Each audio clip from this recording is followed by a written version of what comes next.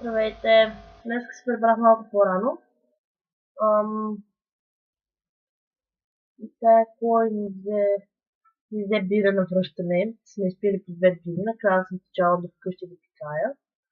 Ще не си че да си пикая, ще ми сте 2 бири, защото ми беше пътя до град, в който бяхме 1 час. И вече виж, това са ми от чукане на врати. Това са ми вече кокълчета. Всъщност не знам дори как стана така, сега преди малко го забелязах. Ма не ме и боли даже, ама... Да. Днеска не получих никакви подписи, което беше, защото тя така вика, нали, това е много хубава част, много хубаво, нали, тук в принцип съм виждала хора, дето идват, излизат по 11 подписа, не знам си какво. И ние такива супер много се нахъсахме. И накрая какво? Имахме само 2 подписа, но не в тая част, която бях. Пък вчера, дето уж бяхме в по-трудна част на града, имахме повече, но не бяхме в друг град вчера, де. Така, точно за малко 3 пъти да ми се получи. Първия път, ще ми се включи скайпа, първия път ми казаха, значи тая жената, нали, беше на вид и всичко, и аз, нали, казвам, и ми казваш, пита мъжа ми. И отива, нали, го пита тя, той говореше по телефона, там се виждаше отстрани в някаква друга стая. И отива и го пита и той е, нали, такъв, да, супер, нали, ще ги даваме, добре. Идва тя такава, ми дава съгласни сме, нали? И отварям аз формата и тя вижда Direct Debit. И като видя това Direct Debit, вика, той мъжа ми не е разрешен да дава Direct Debit. Аз викам, и после втория път, тази тъмън вече навихме всичко, тя вика, ми да, ама не вярвам, нали, така на такива, нали, по вратите, ще си проверя уебсайт. Викам, добре, проверете.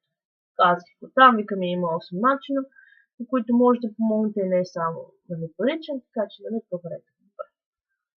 После третия път навиваме жената и казвам 2 паунда на седмица, нали, близо казано 8 паунда на месец. И тя такава, да, супер, нали, добре. Отваряме формата, на формата пише 2 паунда на седмица и отдолу в скобички 8,76 на месец.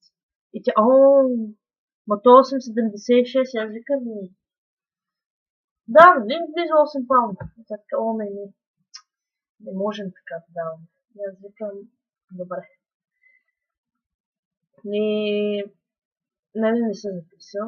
Май така много ме защото те трите малко повече ги бях написал, може и такива. Не, освен тази вебсайт. Тази вебсайт, тя се виждаш, че няма доверие от всяка.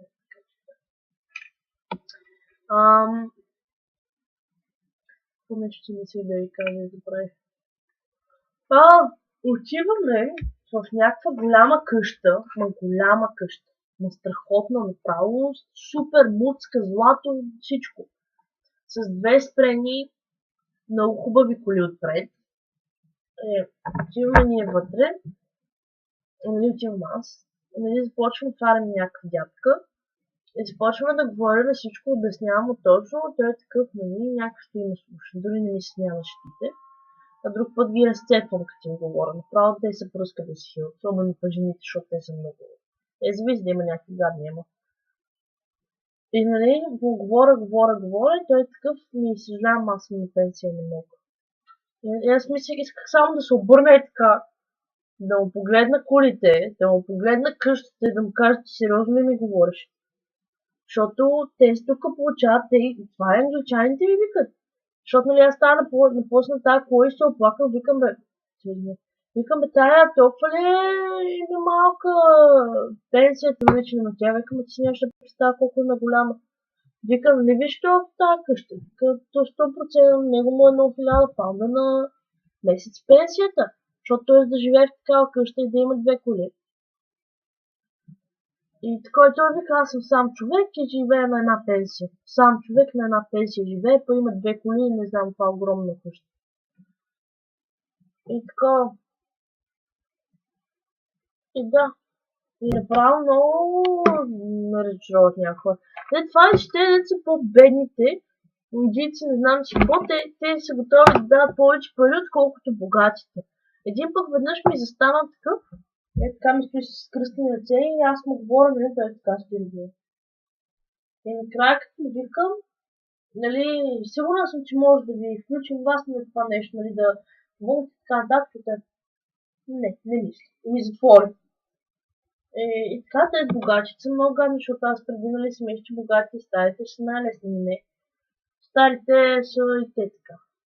Аз съм на пенсия, те получават пенсия повече, отколкото вие получавате за година взети заедно. Бе, много са зле. Много направо. Ама, пък е хубаво, забавно, пътуваме постоянно, виждаме постоянно нови неща, нови хора и това още не ми е омръзнала работата. Още се наслаждавам, само отивам подписи да не му изгонят. Ма не мисля, че ме изгонят скоро, защото съм била сега с двата им лидера и двата им лидера са доволни от мене. Днес писах ли сам да го питам дали да ме работа, дали мога съм с него. Ма той ми вика, че не е съм пак сигурно с тази коли, който не ме кефи, ама да. Това ще скоро може да се мисля. Защото почти никой не работи в събота, в тези смени. Да, няма значение. Тя пък не взима никакви подписи. И ние гоним, значи не сме. Но ние сме първо седмица. Няма значение. Не, мен първо седмица в никакъв случай няма да сме. Втората седмица трябва да стане малко повече зор. Но аз си давам зори сега, както ми вижда по-кочетата. Да, той така, защото беше днеска много студено и кожата ми беше суха и нали всеки път като си ги свия и като трябва да чукам и така. Изискват си жертви, ама това не че е голяма жертва. Да, и така, утре трябва да ставам рано, така че ще спирам да говоря. И ще ходя да лягам с дневите им, защото утре ще прилича на панда. И ще ходя да лягам да спа, защото ти се спи вече. Аз като се прибрах, Патриция поръчала една пица, така, малка пица. Пилешки люти крилца, пилешки не знам си какво, картофи, такива по-селски, и някакви дълги филенца пилешки и някакви чиз рол с нещо. И някакви сирене, такова топченце. Бях много. И направо сега съм толкова пълна, така съм се надула. И така. И ще ходя до всички да сами да лягам, защото утре ще ставам рано, че 10:30 трябва да съм в офис. Утре започва по-рано да свършим в 6. Ще гледам да мога да дойда, да се чуем. Вече като хората стата си поговорят, а те много ти благодаря, наистина толкова много ме мотивираш, че нямаш даже не представа. Днеска само като видях това направо ме разчувства и определено ми даваш много сили. Особено как навън съм някакво ме вали, ми е умряло, ме рват крака и всичко и много, много мотивация ми даваш. Просто много ти благодаря. И така, добре всички, много ви обичам и ви желая приятен ден и хубава и слънчева сутрин.